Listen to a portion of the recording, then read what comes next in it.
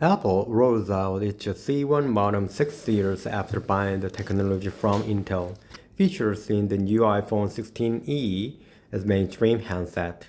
Apple on Wednesday formally introduced its first in-house developed 5G modem that will be used in the company's new $599 6.1-inch iPhone 16e smartphone aimed at the mainstream audience. The modem is the first fruit from Apple's acquisition of the Intel's 5G modem business unit 6 years ago. Apple says its C1 is the most power-efficient modem as ever on iPhone and delivered fast and reliable 5G connectivity. Indeed, the modem supports most key 4G and 5G technologies, including sub 6 GHz and 5 GHz 5G with 4x4 MIMO, gigabit LTE with 4x4 MIMO as FDD, LTE, TD-LTE, as well as the 3G and 2G capabilities for compatibility.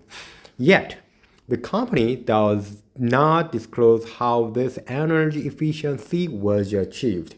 Apple could use its own custom ARM or RISC-V-based cores with optimized power consumption. Also, the company uses one of the TSMC's 4 nano-class process technology,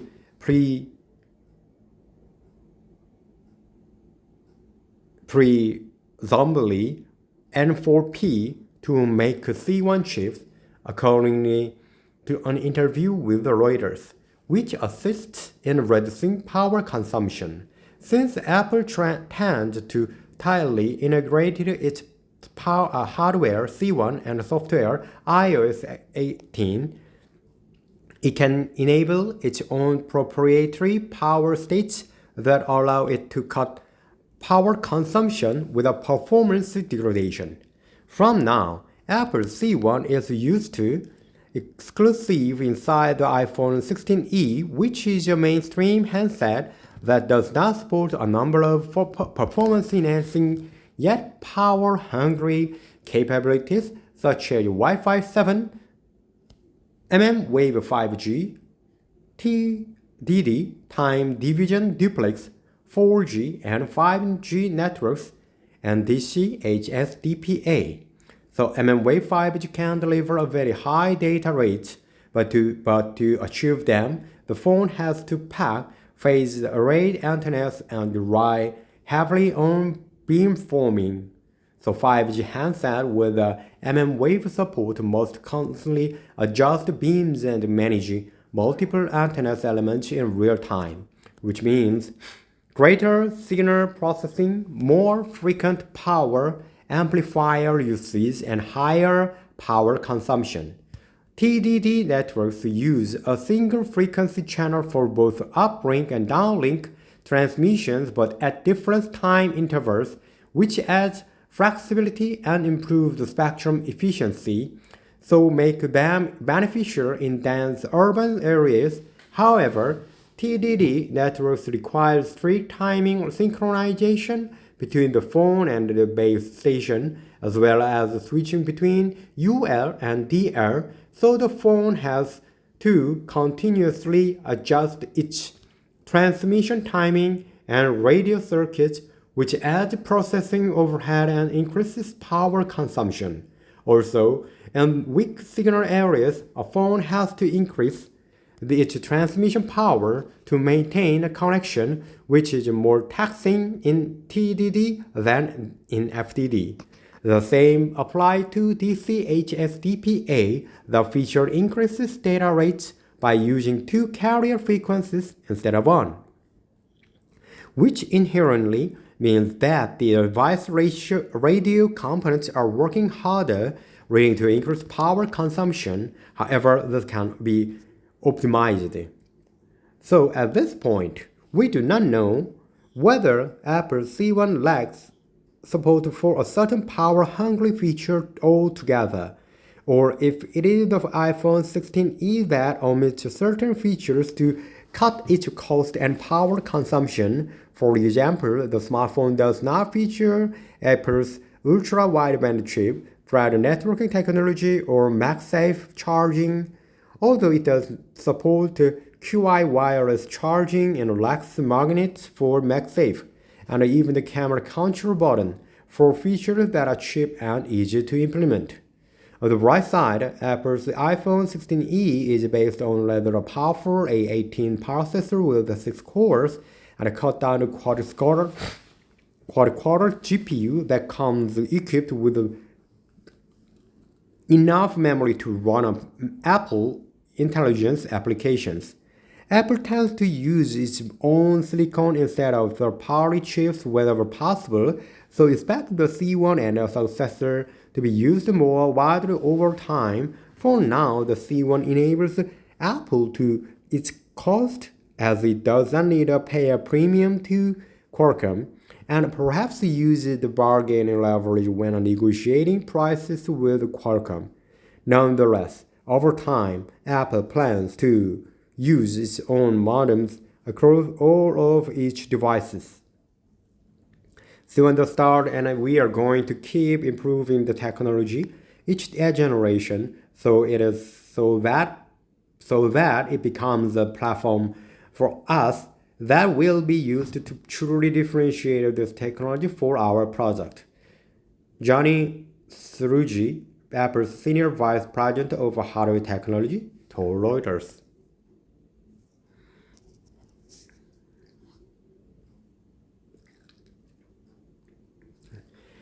Next article is TSMC founder says Tim Cook told him in 2011 that Intel did not know how to be a foundry. Intel could have landed Apple as a foundry customer, but it did not. The image created valid Bella Gedge, Sopa Images, Light Rocket, and Getty Images.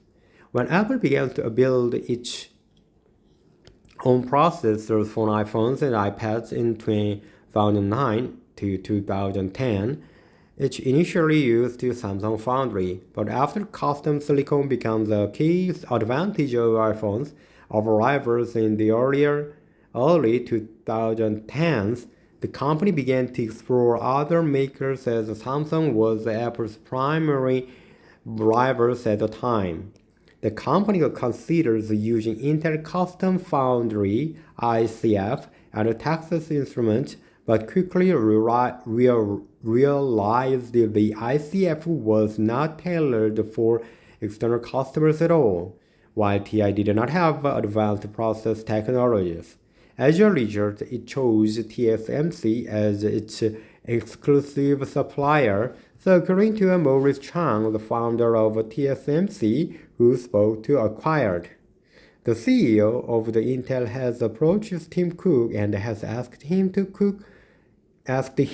Cook to consider Intel at this time. Intel was the major suppliers for Apple's Mac line. Chang reminisced, I knew a lot of Intel's customers in Taiwan. None of them liked Intel, as it always acted like they were the only guy with microprocessors. The foundry business where TSMC does not compete with the customers, and even if the Intel is trying to do business in good faith, they do have the conflict of interest. When Intel's CEO Paul Otellini approaches Tim Cook in early 2011, offering to manufacture Apple's chip, Apple paused discussion with TSMC for 2 months to evaluate the proposal. Maurice Chang, concerned about this pause, traveled to Apple's headquarters to check on the situation. In a private meeting, Tim Cook reassured Chang that Apple would not choose Intel. Intel just does not know how to be a foundry, Tim Cook reportedly told Chang. The implication was that Intel lacked the customer-centric mindset required for a foundry business, unlike TSMC, which tailors its process technology to meet customer needs.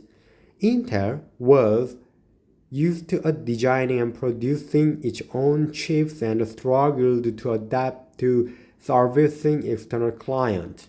By contrast, Apple valued TSMC's ability to listen and respond to specific demand, and something Intel historically did not do. When a customer asked a lot of things, we have learned to respond to every request, Chang said. Some of them were crazy, some of them were irrational, but we responded to each request courteously. Intel has never done that. I knew a lot of customers of Intel's here in Taiwan, and all of them wished that there were another supplier. So, however, it's notable that Intel has worked to defray those concerns with its now revamped Intel Foundry, which also now offers support for industry standard design tools.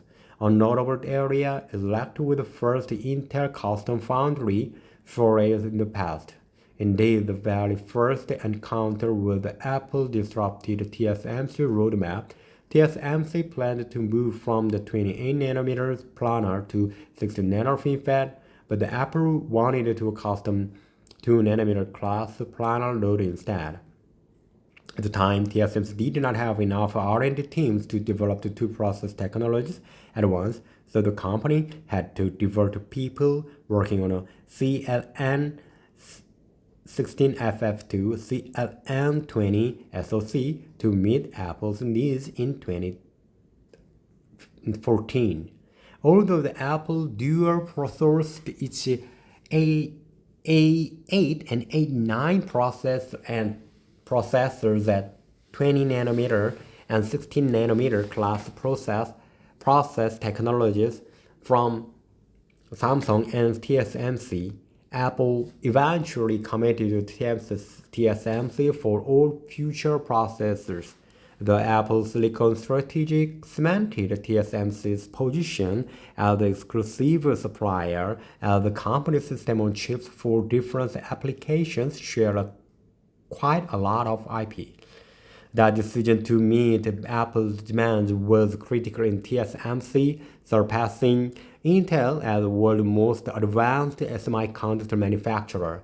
Apple business gave TSMC predictable high-volume orders, helping justify massive capex and R&D investment. As a result, TSMC has consistently outpaced Intel by introducing leading-edge nodes.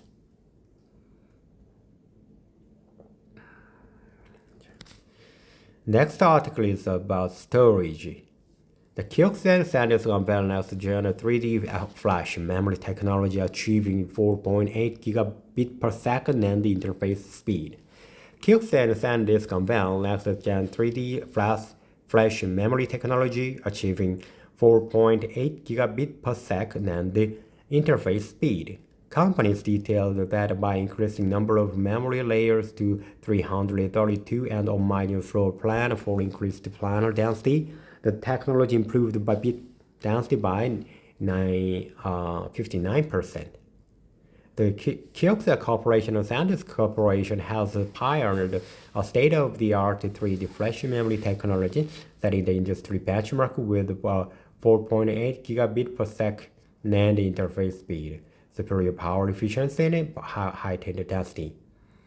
Unveiled at ISSCC 2025, this 3D flash memory innovation, together with the company's revolutionary CBA, CMOS directly bonded to array technology, and incorporate one of the latest interface standards, toggle DDR 6.04 NAND flash memory, and leverage SCA separated command address protocol and another command address input method of which interfaces PILTT power is isolated low tap determination technology, which is instrumental in further reducing power consumption.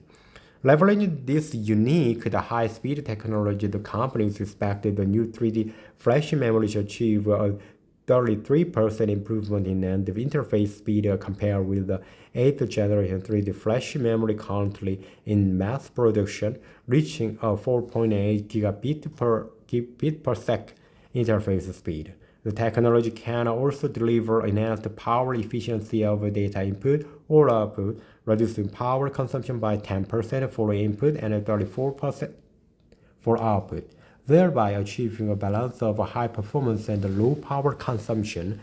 The previewing of the 10th generation 3D flash memory, the companies detailed that by increasing the number of memory layers to 332 and optimizing flow plan for increased planar density, the technology improved bit density by 59%. Hideshi Miyajima, CTO, Kioxia, said, with the proliferation of the AI technology, the amount of data generated is projected to increase significantly so as the need for increased power efficiency in the modern data center, Kioxia strongly believes that this technology will enable larger capacity, higher speed, and lower power consumption products including SSDs of the future storage solutions lay the groundwork for development of the AI. Arpa, like Ikebahara SVP, Global Strategy and Technology, SanDisk, as AI advances, customer needs for memory are becoming increasingly diverse.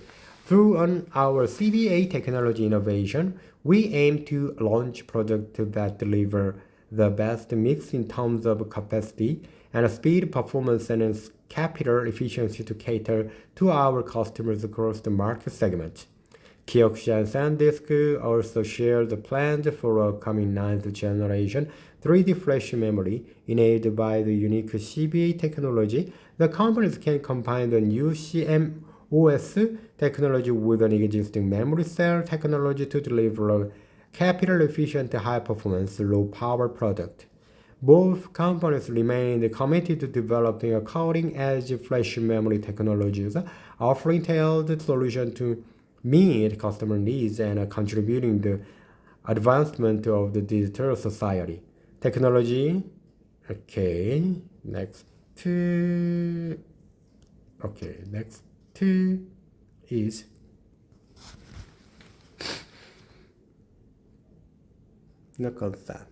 China's DeepSeek AI program developer astonished the AI community.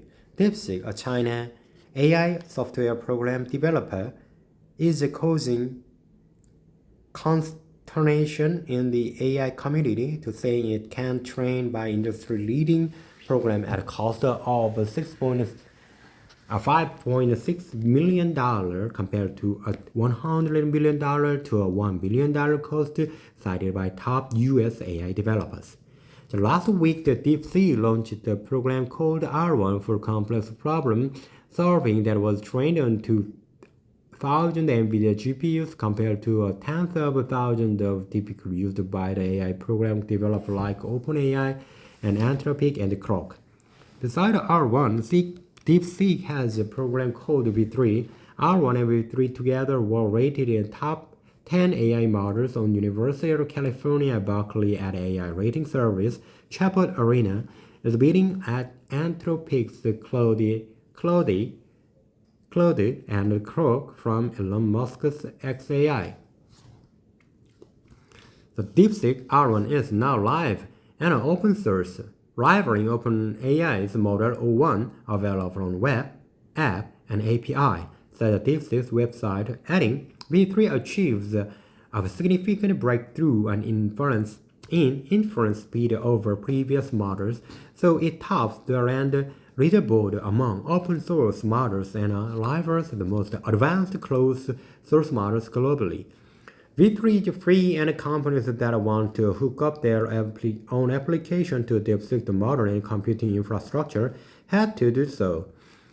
It is designed for tasks like coding, mathematics, and reasoning. DeepSeek Coder uses a neural network to generate code in over 80 programming languages using architecture like Transformer and Mixture to expert.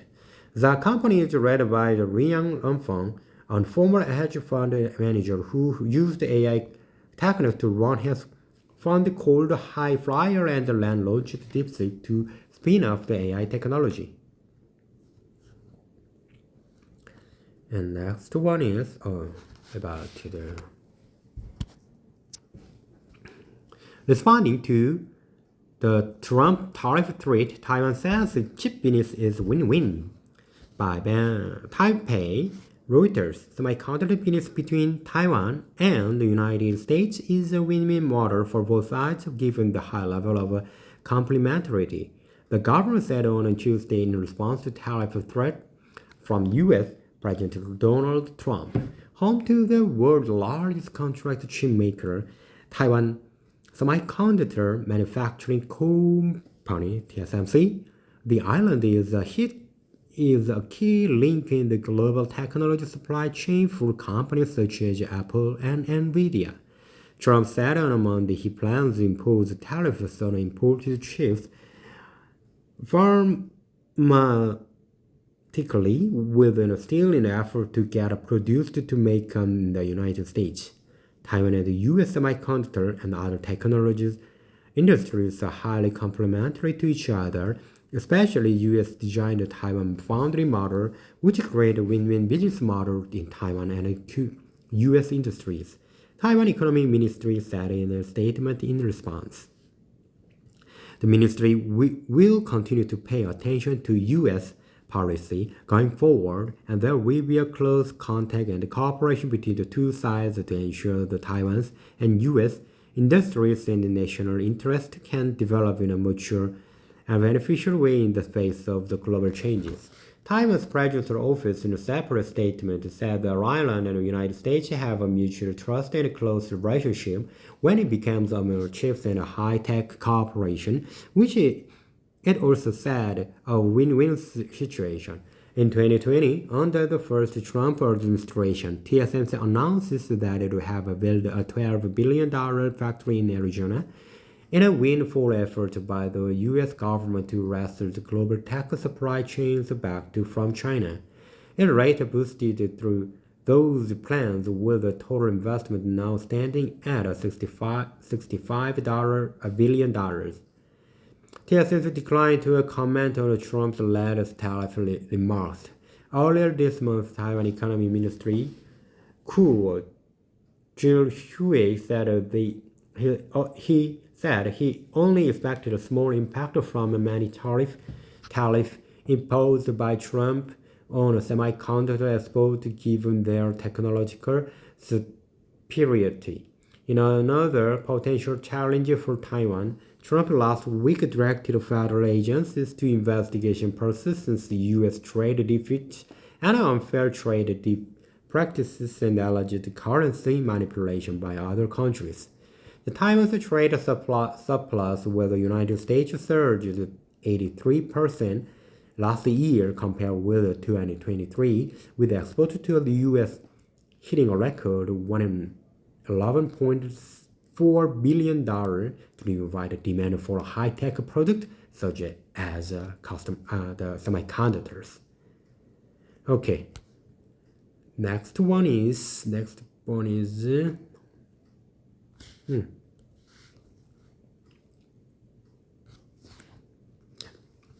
Samsung gets Nvidia node to supply less advanced AI memory. The Samsung Electronics Corporation has obtained approval to supply its high-bandwidth memory chips to Nvidia Corporation, according to the people familiar with the matter.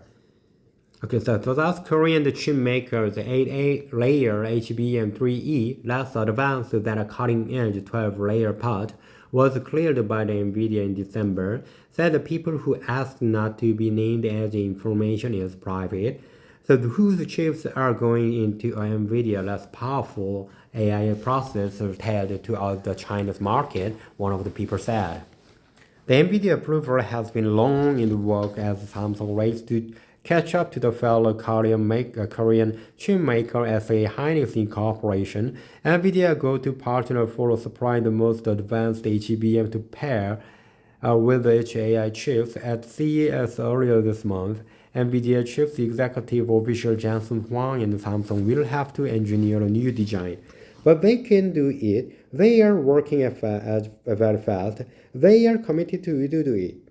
Representative for Samsung and NVIDIA declined to comment.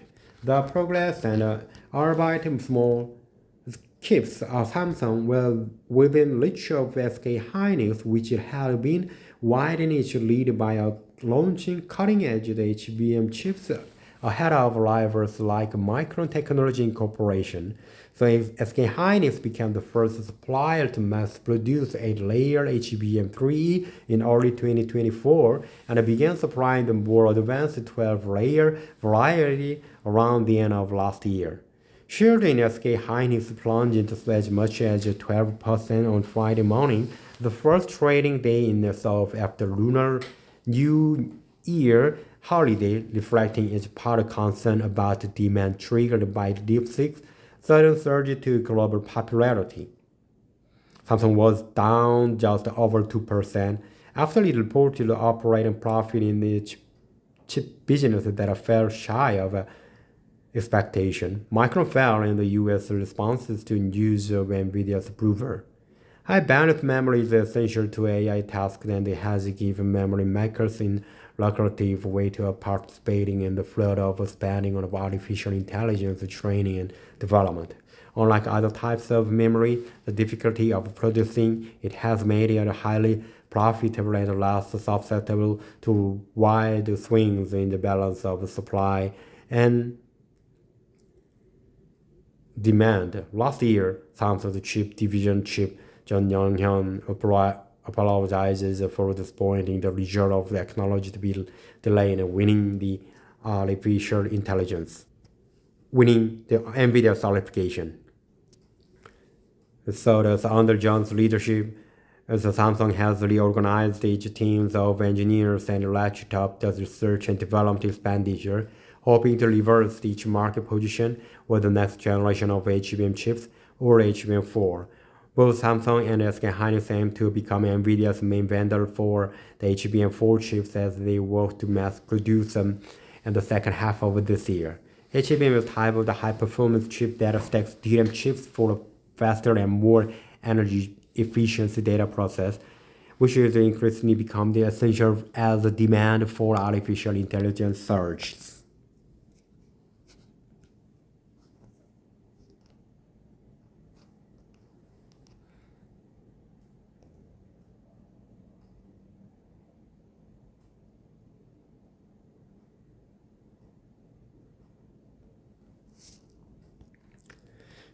DeepSeek's tech breakthrough held in China as an answer to win AI war.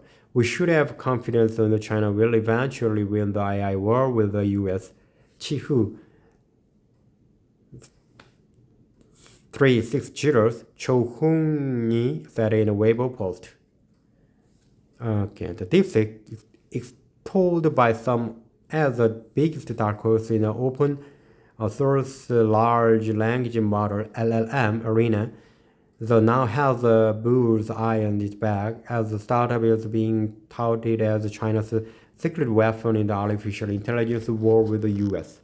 The Hangzhou-based company sent a shockwave across the Wall Street and Silicon Valley for developing a model and a fraction of the cost compared with OpenAI and a Meta platform. Which prompted the U.S. President Donald Trump to call a breakthrough a wake-up call and a positive for American tech sectors. At home, Chinese tech executives and various commentators rushed in to help develop the DeepSeek. I'm sorry, I think we need to finish here. Okay, thank you for your time. See you next time.